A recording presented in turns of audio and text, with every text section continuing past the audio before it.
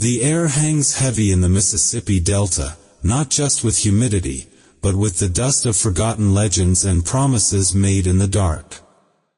We often celebrate the genius, the raw, undeniable talent, but what if that gift came with a price tag too steep to bear?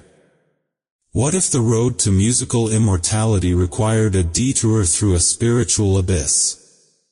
Tonight, we step past the veil of myth and memory to confront the chilling truth behind the Crossroads legend. This is the story of Robert Johnson, the man whose genius redefined the Delta blues, and in doing so, became the tragic, original member of the infamous 27 Club. Imagine a lone figure standing where the asphalt crumbles into dirt, the moon his only witness, his guitar case weighing more than his future. He wasn't a star yet, just a desperate young man who played terribly, seeking to escape a cruel and unforgiving world. The devil, they say, appeared at that desolate intersection, offering the ultimate trade, absolute mastery for his eternal soul. Robert Johnson returned a musical sorcerer, capable of sounds no man had ever coaxed from 6 strings. But the debt was real, and it came due with brutal speed. Did a deal with the devil truly forge the greatest bluesman who ever lived, or was it the crushing reality of being a black man in the Jim Crow South that broke him? What is the true cost of the Delta blues when the only currency you have left is your soul? The life that forged Robert Johnson began not in the glare of spotlights, but in the oppressive heat of Hazelhurst, Mississippi, on May 8, 1911. This was the crucible of the Delta blues, a time and place where being black and ambitious was a high-stakes gamble. Johnson's story is fundamentally woven with the violence and deep-seated inequities of the Jim Crow South. His mother, Julia, was married to a successful black businessman named Charles Dodds, who owned land and made furniture. They had 10 children together, yet even prosperity offered no shield. Dodds was forced to flee the area, pursued by a white man with ties to the KKK. His crime? Jealousy over a black mistress he shared with Dodds. 3 men had already been lynched that year in Hazelhurst. Charles Dodds had to dress as a woman in disguise to escape town under the cover of night, abandoning his land and changing his name to Charles Spencer just to survive. His wife, Julia, and the children were subsequently kicked off their land by Joseph Marchetti and the KKK. Julia soon became involved with another man, Noah Johnson, Robert Johnson's biological father, who left before Robert was born. This chaotic and brutal upbringing set the stage for a life defined by instability and loss. Robert later went to live with his mother and his now ex-stepfather, Charles Spencer, who had remarried his former mistress. Julia, unable to bear sharing her husband, left Robert behind to pursue his education. It was in these early, restless years that Robert, known then as Robert Spencer, first found solace and inspiration in music. His older brother played guitar and piano in the local juke joints. The sounds of the Delta blues filled the air, a raw, emotional language born from the fields of picking cotton. Young Robert Johnson absorbed it all, listening to the radio and the masters like Eddie, Son, House and Willie Brown. He yearned to play the guitar but started by learning the less expensive harmonica and the Jew harp. Driven by his passion, he improvised an instrument called a diddley boat, string wires nailed to the side of a house. A deep conflict brewed in the Johnson household. Robert's stepfather, Charles Spencer, was a devoted Christian and despised the blues, labeling it the devil's music. He wanted Robert to work in the fields, to pick cotton like everyone else. But Robert refused. He wanted music, the only true escape from the backbreaking reality. He chose the guitar over the cotton sack, rejecting the path of manual labor his world had prescribed for him. At 18, he married 15-year-old Virginia Travis. In a desperate bid for stability, he briefly gave up music to work in the fields, a profound sacrifice for a man consumed by sound. But tragedy stalked him. Virginia, pregnant with their child, went home to her family to give birth. When Robert Johnson arrived to see his newborn, both his wife and the baby were already dead and buried. The family, deeply religious, did not offer comfort. Instead, they blamed him, claiming his pursuit of the devil's music had brought a curse upon their kin. This loss, this profound, cruel judgment, broke something within him. He was a struggling musician and now a widower, his grief compounded by public humiliation. He returned to the juke joints, but his playing was reportedly terrible. In one venue, where the Master's Son House and Willie Brown were performing, a bold Robert Johnson grabbed a guitar during their break. He tried to play for the crowd, only to be roundly booed and told to get off stage. He was an embarrassment. Defeated, shamed, and heartbroken by the loss of his family, he left town. Nobody saw Robert Johnson for nearly a year. He vanished into the vast, lonely expanse of the South, walking toward a destiny, or a damnation, that would define American music. When Robert Johnson disappeared from the Mississippi Delta, he was nothing more than a failed musician, a broken man haunted by the deaths of his wife and child, his playing mocked in every juke joint. Yet, when he returned, he was a revelation. This stunning, near-miraculous transformation is the genesis of the Crossroads Legend, a tale that would permanently fuse his name with both God-tier talent and eternal damnation. The myth holds that at a desolate crossroads near midnight, the devil, a large, dark figure, appeared. Johnson, desperate for the skill to match his overwhelming desire to create the Delta blues, made the ultimate pact. He surrendered his soul. The devil took his cheap guitar, perfectly tuned it to unlock the instrument's hidden voice, and handed it back. Johnson was instantly reborn as a sorcerer of sound. Whether you believe in the devil or simply the sheer force of human will, the evidence of his transformation was indisputable. He sought out his former mentors, Son House and Willie Brown, in a Mississippi juke joint. With an audience watching, Robert Johnson picked up the guitar and began to play. The room fell silent in disbelief. His hands, once clumsy, now moved with impossible speed, delivering bass lines, rhythm chords, and piercing slide leads all at once. It sounded, the crowd murmured in shock, like two people were playing. He was no longer a boy, he was a one-man band, capable of playing the guitar like a piano. This new, mesmerizing talent earned him the nickname, the baddest man to ever play the guitar. It was a title earned not just through skill, but through the terrifying power of his performance. His ability to listen to a song on the radio once and play it back note for note only fueled the Crossroads Legend. Some suggest the true mentor was an older bluesman named Ike Zimmerman, who reportedly taught Johnson in secluded spots, including graveyards, which only reinforced the rumors of him channeling the spirits of the dead. Regardless of the teacher, the outcome was the same, a supernatural gift that defied explanation. In the mid-1930s, Robert Johnson was ready to record. He traveled, now confident and magnetic, to San Antonio and Dallas, Texas, where he connected with music men H.C. Spear, Ernie Ertl, and Don Law. This was the moment his raw, acoustic Delta blues was captured for posterity. The recording sessions themselves were as secretive as his rise to fame.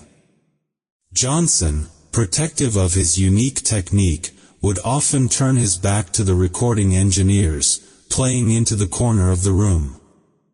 This unusual setup, combined with the primitive technology of the time, gave his recordings that unique, haunting quality, the sound bouncing off the walls, raw and unforgettable. Over just a few sessions, he recorded 29 songs that are now considered the bedrock of American music: Come On in My Kitchen, Kind-Hearted Woman Blues, I Believe I'll Dust My Broom, and, most famously, Crossroads Blues. His single, Terraplane Blues, was the first to make an impact, selling over 5,000 copies, a massive success for a niche blues record at the time. He was paid in cash for his time, earning no royalties, a tragic foreshadowing of how the system valued black artists. However, even at this pinnacle of his musical power, the darkness persisted. Robert Johnson was arrested while simply walking in San Antonio during the daytime, a chilling reminder of the daily dangers faced by black people in the Great Depression South. Furthermore, the cycle of tragedy repeated itself. He married a second woman, Coletta Craft, who was 10 years older, and she, too, died while giving birth to their child. The shadow of the Crossroads Legend seemed to follow him, a perpetual curse on any attempt at a normal life. He had become a celebrated figure on the Chitlin circuit, a womanizer who played across juke joints and dance halls, his prodigious talent a powerful tool. But fame in the Delta blues circuit was fleeting, often paid in drink, women, and the grudging respect of others. He was a wanderer, forever moving, never settling, perhaps running from the devil he had summoned. His time on earth was rapidly shrinking, defined by his immense talent and the dark prophecy that had become his namesake in the 27 Club. Robert Johnson's gift was the fire, but his life in the Delta blues was the ashes. The frenetic talent that flowed from his fingers never translated into wealth or stability. He was a wanderer, traveling from town to town with his guitar, surviving on cash payments for performances, never seeing a dime of royalties from the records that would one day immortalize him. His existence was defined by the raw struggle of the black musician in the American South, where fame was fleeting and vulnerability was constant. His greatest weakness, the one that perfectly complemented the legendary darkness surrounding him, was his womanizing. He loved drinking whiskey, particularly the potent corn liquor, and pursued married women, often just to have a warm place to sleep. This dangerous pattern created enemies everywhere he went, each jealous husband or boyfriend representing a potential, violent end to the Crossroads Legend. In the summer of 1938, in Greenwood, Mississippi, his debt was called in. Robert Johnson was performing at a juke joint and, true to form, was flirting with the club owner's wife. The owner, aware of the affair and fueled by deadly jealousy, approached Johnson during a break. Johnson, an avid drinker of corn liquor, was handed a bottle of whiskey, but what he didn't know was that the club owner had laced it with poison, reportedly containing mothballs. He drank the liquor. He felt sick immediately and struggled to return to the stage, unable to finish his set. His friends helped the rapidly ailing bluesman back to his accommodation. For 2 days, Robert Johnson suffered terribly, afflicted by severe abdominal pain, vomiting, and bleeding from the mouth. The medical care available to a black man in Mississippi during that era was tragically inadequate. Had he been a white man with access to the proper medicine, it is highly probable he would have survived. But he was denied even that basic chance. On August 16, 1938, Robert Johnson died near Greenwood. He was only 27 years old. The tragedy of his passing is magnified by the crushing irony of timing. At the time of his death, he was on the cusp of true, mainstream stardom. He had just been invited to play in a major concert at Carnegie Hall. This opportunity would have catapulted him out of the gritty, segregated world of the Delta blues circuit and onto the national stage.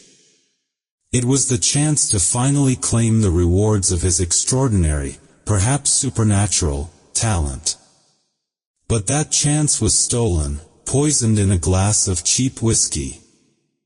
His untimely death solidified his membership in the infamous 27 Club, an elite, cursed cohort of musical geniuses who died too young. For Robert Johnson, the first legend of the club, the myth was sealed. The devil had finally come for his soul. But the story of his demise speaks less of the supernatural and more of the systemic cruelty of the age, a life marked by family losses, the scorn of the religious, the constant threat of violence, and ultimately, a death rooted in jealousy and poverty in the Jim Crow South.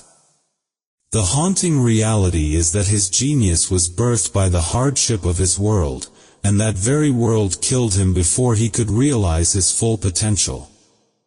To fully appreciate the legacy of Robert Johnson, one must understand him not just as a musician, but as a cultural flashpoint in the American narrative. His story, capped by his dramatic entry into the 27 Club, became a twisted parable for the black experience in the early 20th century, a time when black genius was often met with suspicion, fear, or outright violence. The prevailing myth, that he sold his soul at the crossroads to master the Delta blues, is a deeply telling piece of cultural shorthand. Why did his unparalleled talent demand a supernatural explanation? Because to the white establishment and even the strict religious communities within the black church, such raw, emotional, and transcendent power could not be merely human, it was often deemed the devil's music. The truth, as the original video points out, is far more insulting.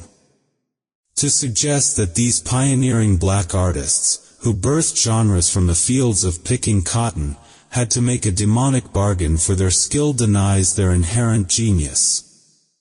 Robert Johnson's music was the authentic sound of struggle, resilience, and unvarnished humanity. His songs chronicled the harsh realities of displacement, economic despair, and constant racial threat, the very environment that forced his stepfather to flee the KKK and himself to face arrest simply for walking around in the daytime in San Antonio. Yet, this dark, compelling myth ultimately served a paradoxical purpose. It guaranteed his immortality. Decades after his death, when the British invasion brought blues back to America, it was Robert Johnson who was revered as the primal source. Rock giants did not just cover his songs, they worshipped him. Eric Clapton famously called him the most important blues singer that ever lived, and the greatest songwriter and guitarist. The Rolling Stones, B.B. King, and Muddy Waters, all built their foundations on the bedrock of the Delta blues sound he created. He became the ghost in the machine of rock and roll, the one whose talent was too dangerous, too great, to live a long life. His music, once deemed unholy, became the holy grail for an entire generation of musicians, transcending the segregation and poverty that had defined his brief life. His is the ultimate American tragedy, dying in obscurity and violence, only to become a colossal, culture-defining icon years later. The Crossroads Legend is therefore not just about a devil, it's about a society that couldn't comprehend or tolerate the scale of black artistic genius without mythologizing its destruction. His 29 recordings are not just songs, they are 29 priceless snapshots of the soul of the Delta blues and the soul of the 20th century black American artist. Robert Johnson died tragically at the age of 27, sealing his fate not just as a bluesman, but as the quintessential example of the cursed genius, the tragic figure at the heart of the 27 Club. His story is the haunting echo of the Delta blues, a sound born from the most profound sorrow and injustice of the American South. He left this world with 3 potential, unmarked grave sites across Mississippi, a final, silent testament to a life lived on the fringes. Yet, his legacy became colossal. While his records sold modestly during his lifetime, his music experienced a powerful and necessary resurrection in the 1960s. His album, King of the Delta Blues, first reissued in 1961, served as a blueprint for the British invasion and the entire architecture of rock music that followed. His work has been rightfully honored. He was inducted into the Rock and Roll Hall of Fame in its inaugural year in 1986, and his classic single, Crossroads Blues, was inducted into the Grammy Hall of Fame. He stands ranked as one of the greatest guitarists of all time, highly praised by legends like Eric Clapton, whose own career owes an immeasurable debt to Johnson's searing talent. The Crossroads Legend is not merely a myth about a guitar player. It is a profound metaphor for the black artist's struggle, the impossible price of transcendent artistry in a world determined to break you. He never achieved wealth, he never saw the royalties that would make his family rich. He died from poison, an unnecessary and brutal end. But his spirit, the spirit that transformed a clumsy novice into a guitar deity, lives on in every single electric guitar riff, every rock and roll anthem, and every soulful ballad that followed. Robert Johnson transcended his human limitations and his tragic circumstances. His recordings are not just historical artifacts, they are windows into the very soul of American music. We must remember the man, his struggle, and the true cost of his genius. What do you believe? Was Robert Johnson's unparalleled skill a true supernatural gift, or the culmination of a desperate human sacrifice made on the altar of the Delta Blues? Share your thoughts below, and if you believe in preserving the history of this vital art form, please consider supporting the Robert Johnson Blues Foundation run by his own family. We read every comment. Thank you for listening.